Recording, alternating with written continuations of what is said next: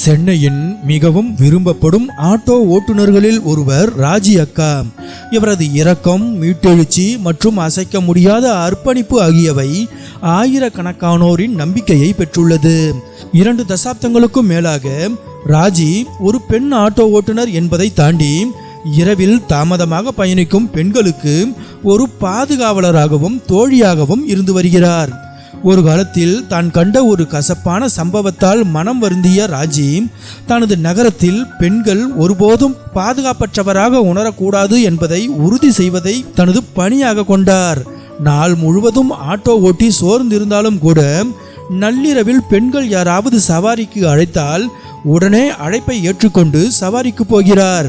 வாடிக்கையாளர்களால் அன்போடு ராஜி அக்கா என அழைக்கப்படும் இவர் பெண் பயணிகளின் பாதுகாவலராக இருப்பதோடு மட்டுமின்றி குழந்தைகள், மூத்த குடிமக்கள் மற்றும் ஏழைகளுக்கு இலவச சவாரிகளையும் வழங்குகிறார்.